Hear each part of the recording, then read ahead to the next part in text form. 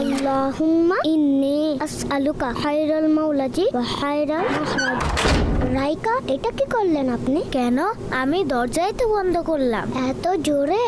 না, আসলে তাড়াহুড়োতে আমার হাত থেকে দরজা ছুটে গিয়েছিল। তাড়াহুড়ার কারণে তো দরজা খারাপ হতে পারে। তাড়াহুড়া করে কোনো জিনিস বন্ধ করা উচিত নয়, হোক তা দরজা বা জানালা অথবা অন্য কিছু। ওহো, সরি। ভবিষ্যতে আমি তা খেয়াল রাখবো।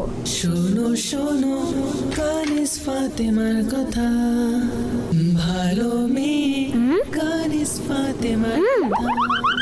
শোনো শোনো কানিস ফাতেমার কথা, ভালো মেয়ে কানিস ফাতেমার কথা। শোনো শোনো কানিস ফাতেমার কথা, ভালো মেয়ে। রাইকা, এটা কি করছেন আপনি? পানি পান করছি। দাঁড়িয়ে দাঁড়িয়ে? তো কি হয়েছে? পানি বসে পান করা উচিত। কিন্তু কেন? কেননা পানি বসে পান করা সুন্নাত। আচ্ছা। আর হ্যাঁ রেখা, যখনই পানি পান করবেন তখন বিসমিল্লাহ বলে আলোতে দেখে 3 নিঃশ্বাসে পান করবেন। আলোতে কেন? অন্ধকারেও তো পানি পান করা যেতে পারে। যদি অন্ধকারে পানি পান করেন আর গ্লাসে কোনো ময়লা ইত্যাদি থাকে তবে তা পেটে চলে যাবে, যার ফলে আপনি অসুস্থ হতে পারেন। বিসমিল্লাহির রহমানির রহিম। আর আপনি রুমের একই অবস্থা করেছেন, না ব্যাগ নিজের জায়গায় আছে আর না জুতা, আর আপনি এখনো কাপড়ও চেঞ্জ করেননি। আসলে আমার ক্ষুধা লেগেছিল, তাই তাড়াহুড়োতে কোনো জিনিসের প্রতি খেয়ালই ছিল না। এখনই সব ঠিক করে রাখছি। এই, আরে আরে দেখে চলুন। ওফ, ইয়া আল্লাহ, কি যে ব্যথা পেয়েছি। দেখেছেন রাইকা, আপনি আপনার রুম পরিষ্কার না রাখার কারণে আর তাড়াহুড়ো করার কারণে নিজেই কষ্ট পেলেন। ইনশাআল্লাহ ভবিষ্যতে আমি স্মরণে রাখবো।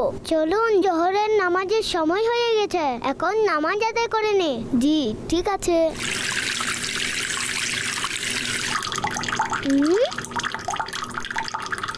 ওফ, এ রাইকাও না সবসময় তাড়াহুড়া করে। রাইকা, কি হলো আপনার? সব কাজে এত তাড়াহুড়া করছেন যে কিছু খেয়ালই করছেন না। প্রথমে আপনি তাড়াহুড়া করে দরজা বন্ধ করেছেন, এরপর তাড়াতাড়ি খাওয়ার জন্য রুম অগোছালো রেখেই আপনি লাঞ্চ করতে বসে পড়েছেন। এরপরে আপনি তাড়াহুড়া করে দাঁড়িয়ে পানি পান করতে লাগলেন, আর এখন আপনি ঠিকভাবে পানির ট্যাপও বন্ধ করেননি। আর এখন দেখুন দেখুন রাইকা, তাড়াহুড়োতে কাজ সঠিক হয় না, বরং কোনো না কোনো ভুল হয়েই যেতে পারে। নবী পাক সাল্লাল্লাহু আলাইহি ওয়াসাল্লাম ইরশাদ করেছেন, তাড়াহুড়ো শয়তানের পক্ষ থেকে, আমাদেরকে সকল কাজ শান্তিতে এবং ধীরস্থিরভাবে করা উচিত। হযরত হাসান বসরি রাহমাতুল্লাহি তাআলা আলাইহি বলেন, মুমিনগণ ভেবেচিন্তে প্রশান্ত মনে এবং গুরুত্বের সাথে সকল কাজ করে থাকে।